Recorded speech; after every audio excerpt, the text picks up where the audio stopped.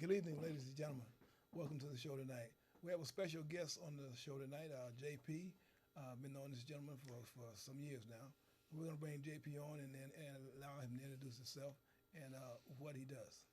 JP, welcome to the show. Well, thank you so much. It's really good to be here. And how would I describe myself? That's a great question. Yes. You know, I, I, uh, I think I am what I do. And my occupation, I'm a school teacher. Okay. My passion is definitely in changing men um, into becoming real men. Right. I want to see men working in compassion and integrity. And working on finding moral fiber. Right. I think it's important that men help men, young men specifically, become men. Right. My introduction, of course, to Alameen was through the state of California and a process by which I was drawn to your light. You are a man that has some attractiveness in the way you hold yourself, the way you carry yourself, and the way you pursue your life, regardless of condition. Thank you. It's certainly an honor to be here today with you. It's an honor to have you here today. We met some time ago in one of the facilities, and your your duties then were to be part of the NA program, That is correct. and you came in on Tuesday nights, That is correct. and you helped in the process of transforming people into be better people in the NA program. Uh, how did you see that uh, as a process? I probably need to say I can't speak for NA. I can speak as an NA member. Okay. I am a member of a worldwide fellowship that certainly has a foundation in the recovery process from drug addiction. And I'm just one of many people who goes into hospitals and institutions and helps out. But the goal is to introduce people to a new way of life. And for most of us who have suffered from addiction, it starts with working on not using. And from then, I'm an advocate of 12-step programs everywhere. I think all human beings on the planet could probably use a 12-step program in some way, shape, or form. I concur. Because I haven't met a human without issues yet. I concur. And for most of us, we use behind those issues. It's not the problem at first; it's the solution, and then narcotics become the problem. But the problem's really always been us. Right. So, the Tuesday night meetings in the DVI facility, were. There's a lot of fear going into an institution. I didn't have a lot of I didn't have present time or anything like that, and I'm comfortable using the word love today. I grew to love you guys. I mean, I absolutely anticipated coming in, and I hugged everybody. Yes. And that was difficult for some. Yeah. I understand that, but I remember the first time I was hugged. And there was no agenda behind the hug. It was simply you're important, you're valuable, you're loved, and I think that was the single thing that I wanted to transfer in those first meetings. I even enjoyed the awkwardness, especially some of the new guys who would come in when I'd go, I'm not going to shake your hand, I'm going to give you a hug, Right. because nobody hugged him today. Right. Exactly. Nobody hugged him. Exactly. Yeah. So, Yeah. Well, I know DVI. I was there for a period of time, and I know that the NA program. A lot of people, when they start the program, because they're told to, that this is one of your conditions that you have to do in order to be found suitable for parole. So a lot of people went to NA because that was something that they had to do. But starting to going to the program after a period of time, they said, wait a minute, this is pretty good, and they continued the program. I was in the program for 26 years inside, Yeah. and it was a program that I had looked forward to going to every Tuesday night. Well, we changed from every Tuesday to every other Tuesday. Yeah. Because there were so many people or whatever reason. But it was a program that I look forward to. And then you, when I met you, it was really outstanding. You know, we had a, we I mean, we clicked it off right from the very beginning. Yes, you we know, did. And you wrote letters to the Board of Prisoners Yes, for I did. me to come back to society. You know, you saw something in me, that, well, let me write a letter for this guy, because you didn't write too many letters for too many people. You know, but you wrote letters every time I went to board, and I appreciate it. I appreciate it. And one of those letters made made a difference, because I'm on this side now, and I'm doing the work that I was doing inside out here Yeah. now. So it's a plus. Yeah. It's a plus. So what are you doing today, JP? What am I doing? I'm still active in you know, Narcotics Anonymous. I'm an active member there. I am you know, I'm still teaching at the same school I was Really? at. It is summertime, so I am off right now, Okay. and most of the time I try and fill my summers with I sponsor a few guys. Okay. So I like to work some steps with my guys. You know, I still think that the solution is in the process of step work. You know, I think that's where I get to be a better man. Right. You know, I get to do the evaluation process of you know, what I've done, you know, what my part is in it, you know, what character defects I have, what character assets I need to develop, how do I build a relationship with a God of my understanding, Right, and how do I pursue that relationship through prayer and meditation process, and how do I give back? And I think that's what was attractive to me about you from the beginning, is that I saw you were giving back. You know, and sometimes giving back is in leadership, and I saw leadership in you from the beginning. You know, I think we're as men, we're attracted to strong leaders, and needless to say, there's leadership going on out here, Yes. but there was definitely leadership in there as well. Right, right. You know, so yeah, I'm saying yes when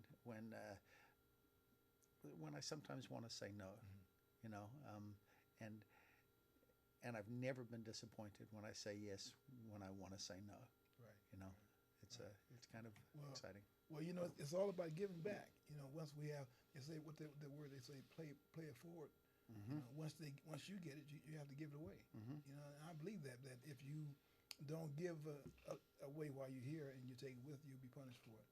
You know, in the other life. Yeah. So you have to give it away while you're here, and I believe in doing that. That's what I do today. I give it away. You know, I do a lot of different things to help people not fall in the same hole they fell into before, and that's what we do today out here. The transformation is to do something better today than what you did yesterday, and move forward. Yeah. So you coming on to the show, for me, it's a pleasure. It's a pleasure. We did a lot of work inside. Yeah, we did. You know, we had the programs inside. We did a lot of work, and it's a pleasure for you to come on the show, because you can tell the community that, you know, people inside, everybody's not that monsters. I'd like to address that one. Yes. Yes. Because as a person who didn't have a good frame of reference as far as the prison system goes, I had some jail time, but no prison time, and to go in there, I'd been in a few times before, but to actually take over and start running the program a little bit, you know, the monstrosity in prison is perhaps created by the establishment. You know, the difficulty that I had was never with people who are incarcerated. It was with staff. Right. My difficulty was always with staff, and I think it's about resources. You know, if we're not literally giving the California Department of Corrections and rehabilitation in the process, then we're really doing a disservice to everybody who's incarcerated, and it's a self-perpetuating machine. You know, the men, some of the most integrity-ridden men I've ever met in my life, are convicted felons, or even convicted murderers. You know, these are infinitely better than many doctors or lawyers or certainly teachers as an educator that I've ever met. You know, because I think the value of the human is when you do the right thing when nobody's looking, Right. and you don't tell anybody about it. Right. You know, because you're doing it for the right reason, not for an accolade, not for an agenda. Right. You know, you know, I think the planet celebrated the life and the death of a man a week and a half ago. You know, the passing of Muhammad Ali. I mean, for me, I never remembered Muhammad Ali as Cassius Clay. Right. You know, he predated me as far as my memory goes, but I remember him being that startling figure who would float and would sting, and you know, all the bravado aside, he was a man who intrinsically loved people. You know, and he said, you know, service to other people is the rent for the room on the earth. You know, he describes so eloquently that maybe it's not about what we can get, maybe it's about what we can give. Yes. You know, Yes. and Yes. and I think that if you have that lesson, then you have the opportunity to make foundational change. And I don't believe change happens at a level of upper echelon government. I think it's a grassroots thing. Right. You know, Exactly. I think we make a difference with one human being at a time. You know, when we push ourselves into their lives and give them an opportunity to see a different opportunity in choice. Right. Yeah. I was talking to a gentleman a couple of weeks ago, and he was talking about people taking instead of giving. You know, when you go into prison, you're taking because they're doing everything for you, and washing your clothes, beating you, and everything that they're doing for you. So that's a part of you taking, because you're going into a system where it's controlled. You know, you're not doing anything for yourself. You know, but when you leave there, a person should become conscious enough to see that. So when they come back on this side of the wall, they can start giving. And giving is a good thing. It's a good feeling. It is. Yes, it is. Yes, it is. is. So you going in the prison. We have it to where we have people transforming. You know, from a good, from a bad to a good. Yeah. It's a process that you have to go through, and you see the process. You've seen a lot of people leave prison. Seen a lot of people come into prison, right? And the process of them transforming from the bad to the good. How do you see that? I saw the most impressive impact and long-lasting effect on people who were serving life. You know, that's because there weren't any other chances. You know, and the difference I saw was really in the way they started to internalize this concept of not being just about me. You know, the me program, unfortunately, is alive and well out there, and almost everybody is out for what's in it for me. Yes. You know, as some of the guys that you well know who paroled after receiving life sentences, you know, I don't think everybody understands exactly what's involved in the process to get to that parole board decision and then have that date be kept. You know, you guys do a wonderful job of being givers in an institution that's all about takers. Yes. You know, Yes. and so for you to get those decisions, you know, and I'm going to drop first names, but I'm not going to drop last. So guys like Shannon and guys like Dan, you know, guys like Andy, Right. even Victor, Right. you know, certainly did some stuff in the institution over time frames in the decades where they kept their nose clean. They've towed a line in a very potentially dangerous, violent, scandalous scenario. So for the people who are coming out of the institution after serving a life sentence, I have to think that recidivism rates go almost to zero. Yeah. Because of the appreciation. I want to flip this on you though, and I'd like to talk briefly about the Multicultural Motivational Development Group, because what you did with the MMDG regarding the guys who were on smaller sentences and had that revolving door syndrome where out for 6 months and back for 2 years and out for, you know, I mean, that's where lasting change happens. And that's the one that stops some of these kids. I mean, if it stopped one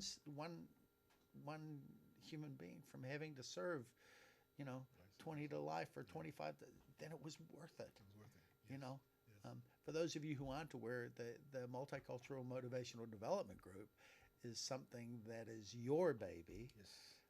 It 100% rests in your lap, and it's a program to attach resources to inmates who are getting out to try and avoid recidivism. It's whether it be 12-step programs, whether it be halfway programs, government assistance, the job finding skills and job finding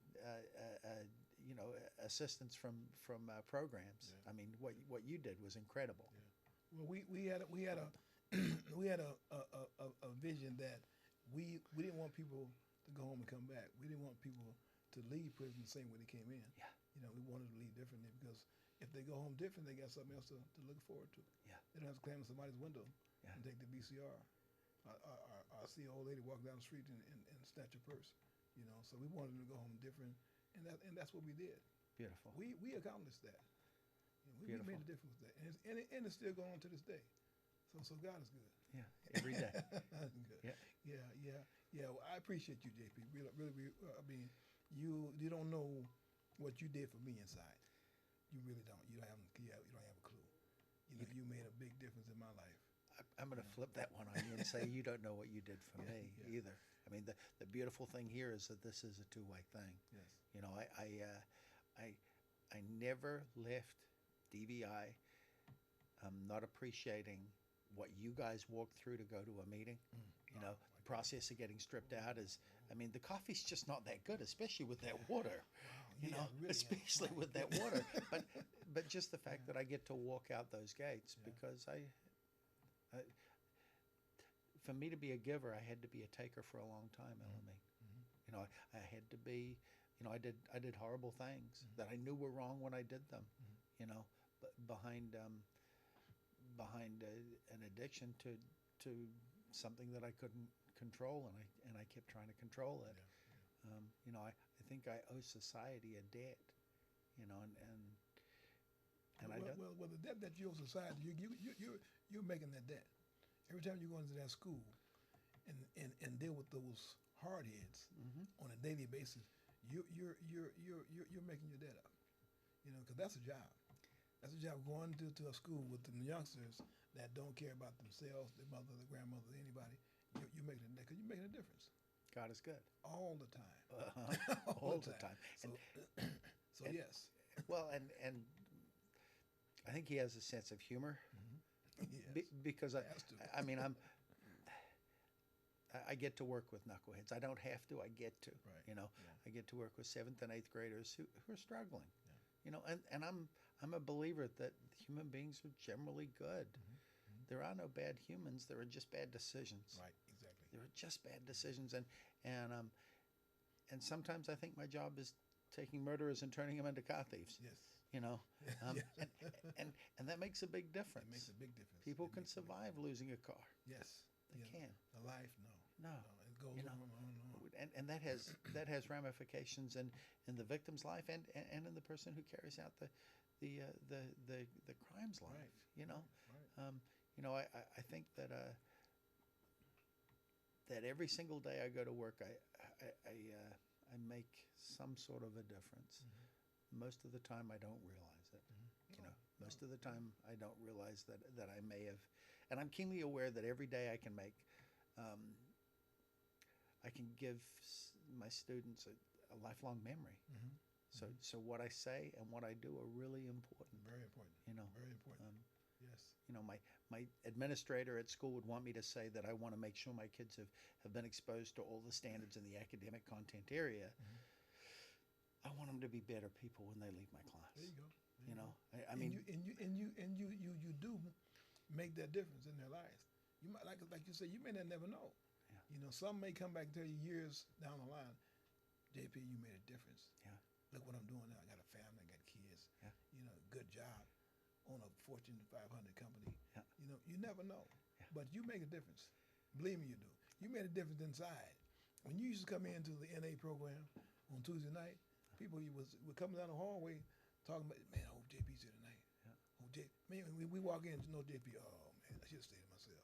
Yeah. I mean, really, that's what we would say. Man, I could have missed this one. I could have stayed to myself. Because when you come in, your talk, you have something to say, and it makes a difference to us.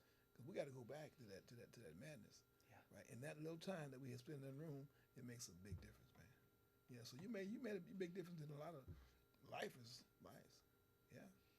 Our work's not done though, right? No, it's ongoing. Our work's not It's done. ongoing. It don't stop. I, and I did want to speak today a little bit about complacency because I think it's the enemy of men, you know, and I get complacent. You know, I get complacent complacent in areas of my life. I don't want to rest on yesterday's work. Right. You know, I want to continue to work every day, and that means that my new thing right now, Elamine, is I want to do 3 or 4 things every day that I don't want to do. You know, so don't relax, but get up and do this. And sometimes it's easy things, cleaning up the dishes or something that needs to be done. But sometimes it's answering that phone or calling a newcomer back who needs a ride to a meeting. And you know, my first thought is often wrong. You know, I don't want to do that. I've got nothing to do, and I'd like to have nothing to do. and that's just wrong. Right. Yeah. It's just wrong. Yeah. Yeah. You know. You know, I go to a meeting here in San Francisco. Yeah. It's called Positive Directions up in Potrero Hill. Yeah. Every Friday night they have a meeting. Yeah. And I try to make that meeting as often as I can. I couldn't do a lot because of my mother illness. Yeah. But I try to make it as often as I can. And they have the NA combined with a whole lot of different programs in one. Yeah. Right. Yeah. And it's beautiful because when you go in there, you can see the people they're talking to, going around the room talking to, and people are, you know, they're giving. And it reminds me of DVI.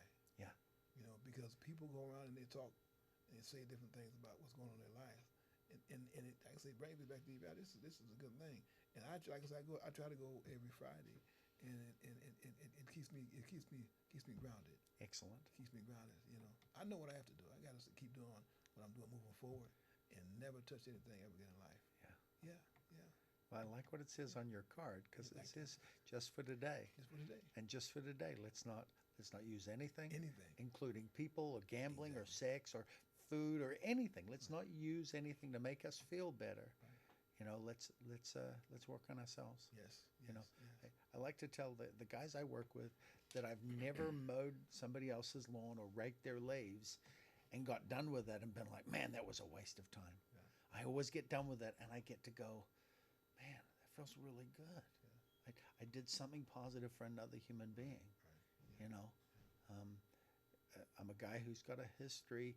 It's a long time ago now, but a history of doing what's best for me, and how can I come up on you, and today it isn't that. No. Right. Today isn't that. Yeah. You know, No, it's all about giving back. it is. It's all about giving back. Yeah. Life is. I mean, I say it every day. Life is good on this side of the fence. Yes. You know, that side of the fence. It can be good, but it's, you know, it's ongoing out here. You know, in there, your choices that you make can be changed by someone other than yourself. And most of the time they are. Alarm goes off, yard down, melee. Something happens that changes your course of your life that day. Yeah. Out here, I can go to the store and I can buy me a Snickers bar. Yep. I can eat it on the way out of the store. When I get out on the outside of the store, I can go back in and get another one. Yep. If I want to. I don't have to wait in line to go to the canteen and get by what I need to buy for 30 days. Yep. Life is great. Yes, it is. It's great. It's amazing. It's amazing the little things that and again, my experience is not yours, but I've showered with men because I was told I had to. Right. And having a shower by yourself, Wow.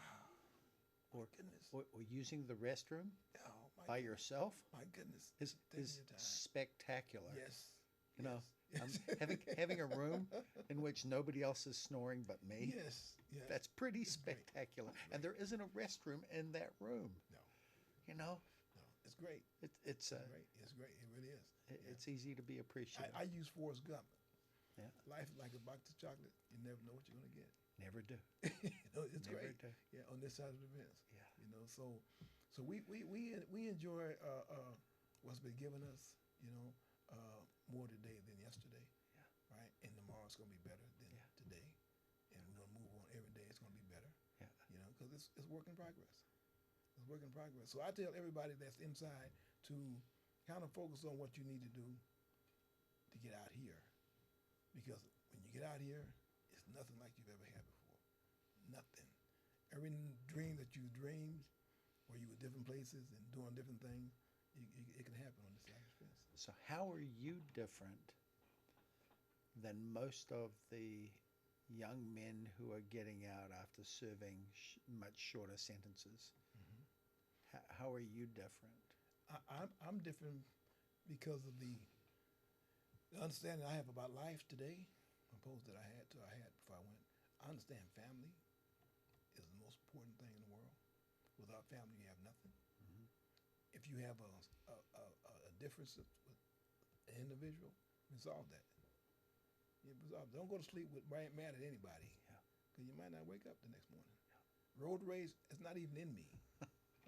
If I'm on the freeway in my car driving down the street, and somebody blows the horn and want to get over, I give them time to get over. Get over. I'm in no rush. When I get to where I'm going, if it's not there, it's not supposed to be there. I take my time getting there. If I'm late, well, they understand. He's on his way. Beautiful. But I'm not. I have no problems today. Really, I have no. The only problem that I had, and it was a fear, was my mother passing. She's gone. I'm fine. I'm not going to argue with nobody. I don't do that. I don't fuss. I'm not going to do that. Life is too short to mess off like that. You have to take that negative energy and turn it into positive energy. My life is good. That is the only resource we can't get more of is time, right? You can't get it. So my life compared to those people that's in and out, whatever, I value this. It's not a given. You have to work for this.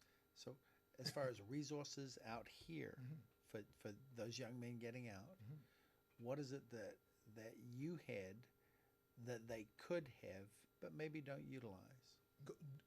Their thing is my thing is that I don't have to prove anything to anybody. Okay. First thing that they have to do, they have to understand that the homies are clowns. Right? Homie will send you to prison or to the youth authority every day of the year before you send yourself. Did you ever see In Living Color? In Living Color, the big song. I'll be the clown. Right, right. And I preach that to people. That don't impress anybody but your higher power and your mother and your father. They don't want people you owe something to. So when they say, well, hey man, we're gonna hook up and get in this, don't do that. Because you're getting into something that you have no control over once you get into it.